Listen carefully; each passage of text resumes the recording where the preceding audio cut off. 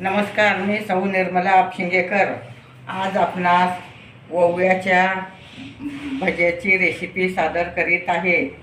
साहित्य: 1.5 वाटी बेसन घेणे, त्यात थोडा रवा घालणे। रवा घातल्यामुळे त्याला छान खुसखुशीतपणा येतं। तुम्ही तांदळाची पिठी घालू शकता। आता आपण ओवा थोडं वाटून घेणे, वाटल्यामुळे त्याला स्वाद चांगला येतो।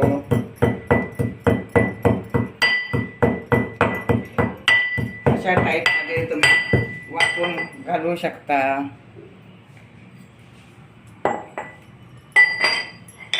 ओवा वाटून झाला आहे। आता आपण त्यात चवीपुरतं मीठ घालणे,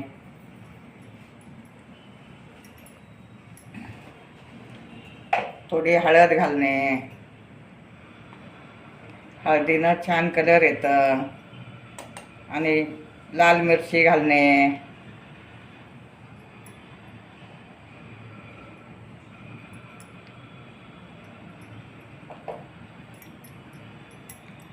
थोडा सोडा घालत आहे मी। सोडा घातल्यामुळे छान फुलतात। आणि आलं लसणाची पेस्ट घालणे, अर्धा चमचा आलं लसणाची पेस्ट घालत आहे।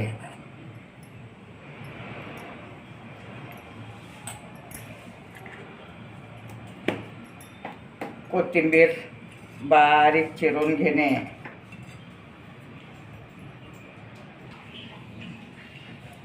आता आपण बारीक चिरलेली कोथिंबीर घालत आहोत।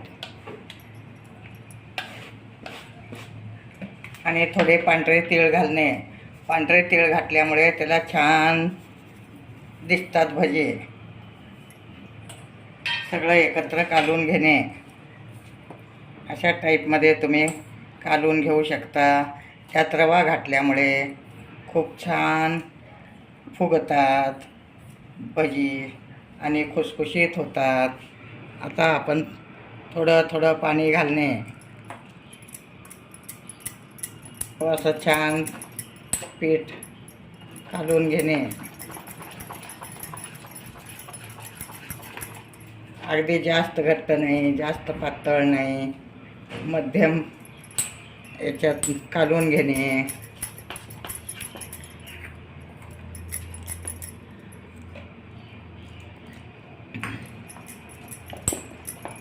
आपण तेल तापत ठेवलं आहे।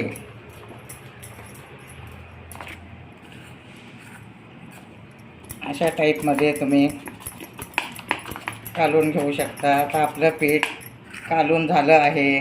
10 मिनिट असंच ठेवणे मुरण्यासाठी, म्हणजे रवा त्यात छान भिजतं आणि भजी फुगतात। त्यामुळे आता आपण 10 मिनिट पीठ ठेवणार आहे।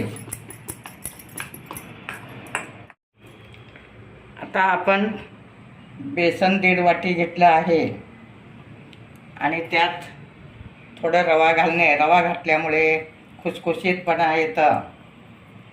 तुम्ही तांदळाची पिठी घालू शकता। आता आपलं पीठ 10 मिनिट झालं आहे भिजून, छान मुरलं आहे, तुम्ही पाहू शकता। अशा टाईपमध्ये तुम्ही पीठ भिजून घेऊ शकता। रवा पण छान भिजला आहे। आता आपण ओव्याची पानं घेणार आहोत। अशा टाईपमध्ये ओव्याची पानं घेणे। असे ओव्याची पानं घेऊन ह्यात बुडवणे। अगदी छोटे छोटे पानं घेतल्यामुळे भजे पण छान छोटे होतात। आता आपलं तेल पण तापलं आहे. आता मी तुम्हाला तेलात सोडून दाखवते. ओवा हे पचायला हलकं असतं व खायलाही चविष्ट असतं. रोज एक पान तरी ओवा खाल्ला पाहिजे.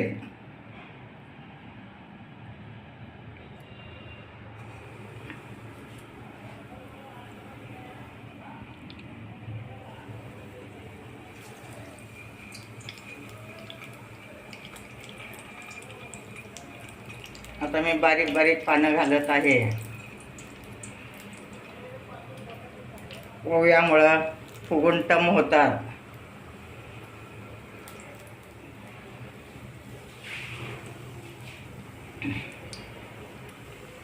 अगदी बारीक पानाचे बारीक भजी होतात, मोठ्या पानाचे मोठे भजी होतात.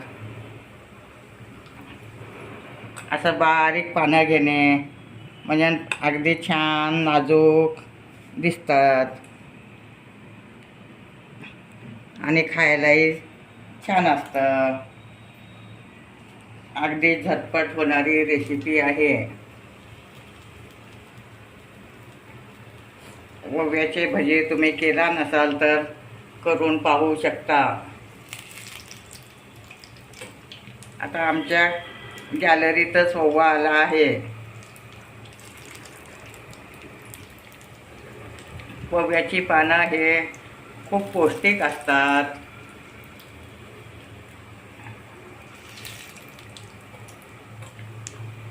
अगदी त्यात आलं लसणाची पेस्ट, कोथिंबीर सगळंच घातल्यामुळे त्याला खूप छान चव येते.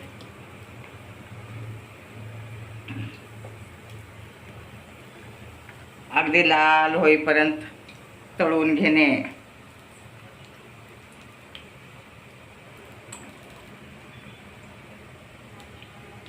तुम्ही सुद्धा घरच्या घरी झाड लावू शकता ओव्याचं. भरपूर पानं येतात. जास्त जागा पण लागत नाही.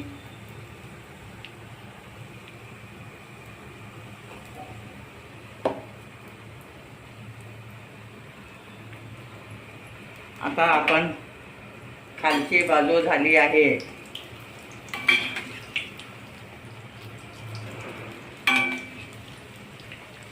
अगदी ओव्याचं पान घातल्यामुळे फुगून टम झाले आहेत.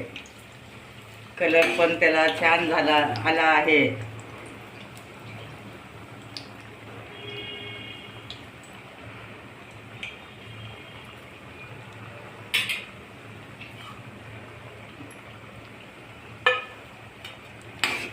ओव्याची भजी तयार आहेत आपले. तुम्ही पाहू शकता.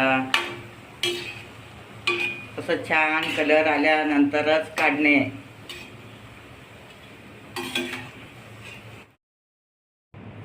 आता ओव्याची पानं असं लांब चिरून घेणे. तुम्ही पाहू शकता. यात घालणे लांब लांब चिरून. कांद्यासारखं लांब चिरणे. मग कांदाही लांब चिरून घेणे अशा टाईपमध्ये अगदी बारीक. आता ह्यात घालणे. ही आहेत ओव्याच्या पानाची भजी. अशा टाईपमध्ये ओव्याच्या पानाची भजी. आणि ह्यात आपण लांब ओवा चिरून कांदा चिरून घातला आहे. अगदी ही कांद्याची भजी कुरकुरीत होतात.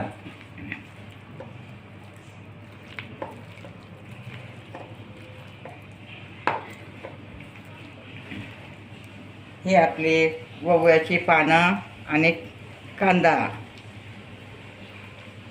दोन्ही छान मळून घेणे.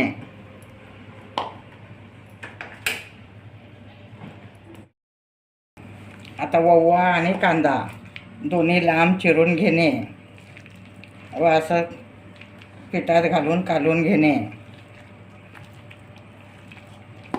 हे भजे खूप कुरकुरीत लागतात आणि ओव्याचे पानं घातल्यामुळे खूप चविष्ट होतात.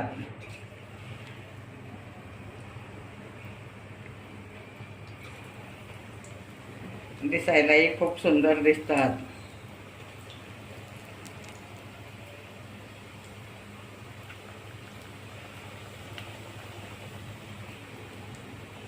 पोटासाठी ओव्याचं पान खूप छान असतं. तुम्ही ओव्याचे भजी खाऊन पाहू शकता. पचायलाही हलके असतात, खायलाही चविष्ट असतात.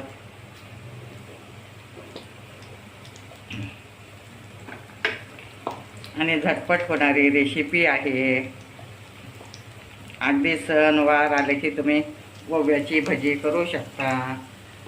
रविवारच्या सुट्टी दिवशी करू शकता.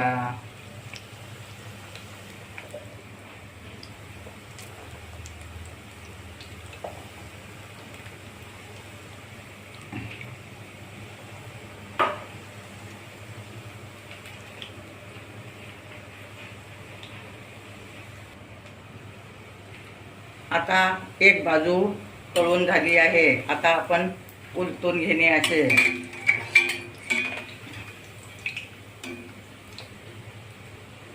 अगदी खुसखुशीत भजे झाले आहेत. अशा टाईपमध्ये तुम्ही सुद्धा घरच्या घरी करू शकता.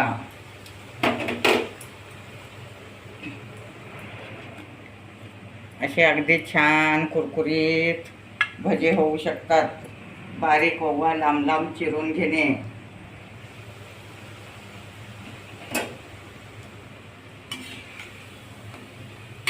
आता छान तळून झाले आहेत. कलर पण त्याला खूप छान आला आहे. आता आपण भजे काढून घेत आहोत.